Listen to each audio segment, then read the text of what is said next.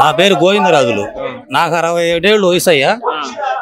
మనకు స్వాతంత్రం వచ్చినాక ఎలాంటి ముఖ్యమంత్రి పేదల కోసం రాత్రింబొగుళ్ళు తప్పించే ముఖ్యమంత్రిని నేను చూడలేదు. నేను 25 ఏళ్ళు కమ్యూనిస్ట్ పార్టీలో పనిచేశా. కమ్యూనిస్ట్ పార్టీ కొల్లా వెంకయ్య గారు, మాదన నారాయణ స్వామి గారి ఆధ్వర్యంలో నేను పనిచేశా. మరి వాళ్ళు జనం కోసం ఆ రోజు 40 ఏళ్ల అవతల దేశం కోసం, జనం కోసం కాంగ్రెస్లు కమ్యూనిస్టులు ఇద్దరు కలబడి పోటాపోటీగా జనం కోసం పనిచేసిన వాళ్ళు. ఇవాళ కమ్యూనిస్టులు అనేవాళ్ళు లేరు, ఉండారు ఊళ్ళల్లో. వాళ్ళు కుల కమ్యూనిస్టులు, చంద్రబాబు నాయుడు సంబంధించిన కమ్యూనిస్టులు. వాళ్ళు జనానికి పనికొచ్చే కమ్యూనిస్టులు కాదు. జగన్మోహన్ రెడ్డి లాంటోడు నాకు కనపడలా ఇలాంటి నాయకుడు. మీరు ఒక కమ్యూనిస్ట్ నాయకుడు అండి, మీరు వైఎస్ఆర్సీపీని పొగుడుతుంటే. నేను వైఎస్ఆర్సీపీకి కూడా ఓటు వేయలేదయ్యా. ఇంతవరకు నాకు 67 ఏళ్ళు వచ్చినా ఎవరికి ఓటు వేయలే. కానీ ఈయన చేసే పథకాలు, ఈయన చేసే జనం కోసం, ఈ పేదవాళ్ళ కోసం ఈయన చేసే పనులు నాకు నచ్చి మాట్లాడుతున్నా. నేను ఈ రోజు కూడా వైసీపీకి ఓట్లు వేయలా. నేను 45 ఏళ్ళ నుంచి ఎవరికి ఓట్లు వేయలా. చూద్దాం పరిస్థితి ఎట్లా ఉండిద్దో. జగన్ బాగుందంటే ఓటు వేయకుండా ఎట్టగలుగుతాడు. అవును, పరిస్థితులు బాగుంటాయి కాబట్టి వేస్తాము. 175 సీట్లు 175 గ్యారెంటీగా వస్తాడు జగన్. పవన్ కళ్యాణ్, చంద్రబాబు నాయుడు, మీరు ఇన్నేళ్ల రాజకీయం ఉంది, మీరు కూడా జగన్ మాట్లాడితే రైట్ చెబుతున్నా. దానికి నేను స్వయంగా దగ్గరుండి చూసా. 78లోనే హైదరాబాద్ పోయా కాంట్రాక్ట్ చేయించుకోవడానికి. పోతే ఈ రామోజీరావు పత్రాలు అమ్ముకునేవాడు హెడ్ ఆఫీస్ లో కూర్చొని ఉండేవాడు. హైదరాబాద్ లో పత్రాలు, ప్రియా పత్రాలు హెడ్ ఆఫీస్ ఉంది, దానిలో కూర్చొని రాసుకుంటుండేవాడు. 78లో దగ్గర నుండి చూసాను కాంట్రాక్ట్లు చేసుకోవడానికి పోయి. వీళ్ళ భాగవతం అంతా కూడా ఈ చంద్రబాబు నాయుడు గాని, ఈ రామోజీరావు గాని, వీళ్ళందరూ కూడా 50 ఏళ్ల అవతల కూటికి లేని వాళ్ళు. మనమే బాగా బతికాం, వాళ్ళు కూడు కూడా తినడానికి దొరక్క బతికిన వాళ్ళు. కుప్పంలో నేను 45 ఏళ్ల నాడు కాంట్రాక్టులు చేయించాం, మట్టి రోడ్లు. నేను దగ్గర నుండి చూసే చంద్రబాబు నాయుడుది. ఈయనకు 2 ఎకరాల పొలం, పూరిల్లు, 2 అన్నదమ్ములు. వీళ్ళ తమ్ముడు 20 ఏళ్ల నుంచి క్వారంటైన్లో పెట్టాడు. జనం అందరూ 2020లో కరోనా వచ్చి ఉంటే క్వారంటైన్లో, వీళ్ళ తమ్ముడు 20 ఏళ్ల నాడు క్వారంటైన్లో పెట్టాడు. అతను వస్తే అతను బతుకంత బయట పెడతాడని. ఈ చంద్రబాబు నాయుడు అమ్మ రోజు కూరగాయలు అమ్ముకొని వచ్చి తిరుపతి పోయి ఒక పూరిల్లు ఇన్ని వేల కోట్లు ఎట్ట సంపాదించాడు. ఇతను నైజం అంతా కూడా దొడ్డిదారి బతుకు. దొంగగా వచ్చి వెనక పక్కకు వచ్చి పోట్లు పొడుస్తాడు ఇతను. రామారావును కాజేసినాక పెట్టిన రామారావు పార్టీ. చెప్పు. మేము దగ్గర చూసామయ్యా, నేనే ప్రత్యక్ష సాక్ష్యం.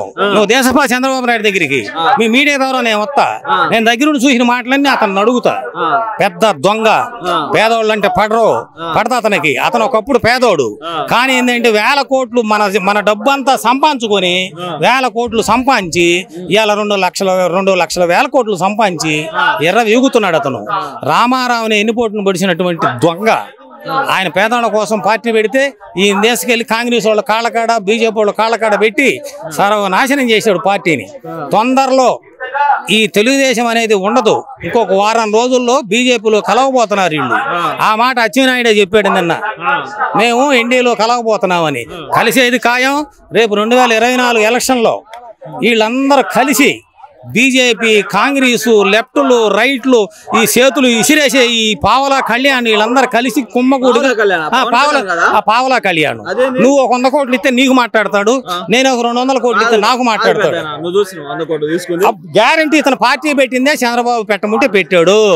చంద్రబాబు డబ్బులు ఇస్తే ఇతను తీసుకొని బతుకుతుంటాడు. ఈ ముమ్మాటికి ఇది సినిమాలు తీసుకొని డబ్బులు వచ్చి ఆ సినిమాలు రైతులు పంచుతున్నారు. ఈయనయ్యా సినిమాల్లో గ్రాఫ్ తగ్గేటప్పటికి చంద్రబాబు నాయుడు అతను లాక్కున్నాడు. చంద్రబాబు నాయుడు ఎప్పుడు కూడా ఒంటరిగా రాడు. దొంగ ఎప్పుడు కూడా దొంగతనంగా వస్తాడు. చంద్రబాబు నాయుడు జీవితం అంతే. అతను ఉన్నన్నాళ్ళు అంతే. ఏ జనానికి అతను మంచి చేయుడు, మంచి చేసే ఆలోచన కాదు. ఎందుకంటే అతను కూటికి లేనోడు. 1000 కోట్లు సంపాదించుకునే తపన తప్పితే ఎవరికి మంచి చేయుడు.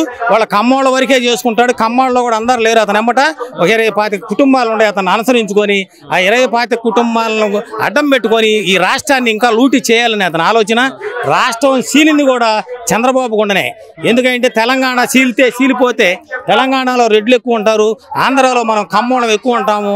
మనం ఇక్కడ మన రాజ్యాన్ని మనం స్థాపించవచ్చు అనేది దానితో ఇతను సోనియా గాంధీని పట్టుకుని రాష్ట్రాన్ని సీల్చిన దౌర్భాగ్యుడు కూడా ఇతనేను.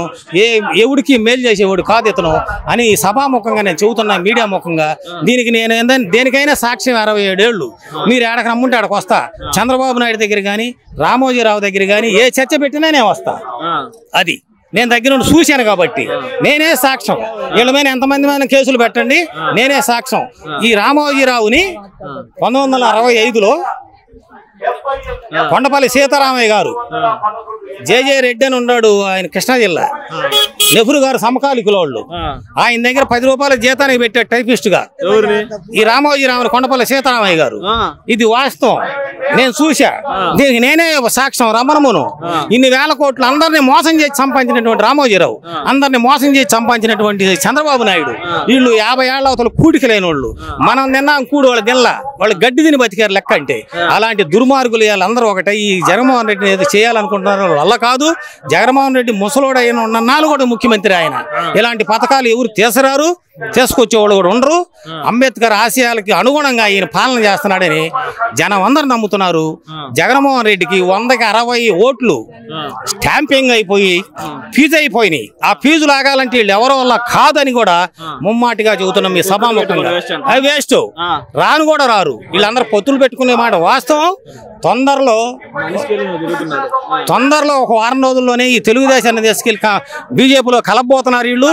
అది 100% ఖాయమైంది. వీళ్ళు ఎంతమంది పొత్తులు పెట్టుకొని వచ్చి ఈ దొంగలందరూ కలిసి వచ్చినా కూడా జగన్మోహన్ రెడ్డి ఏం చేయరని ఈ సభాముఖంగా, మీడియా ముఖంగా నేను చెప్తున్నాను నాన్న.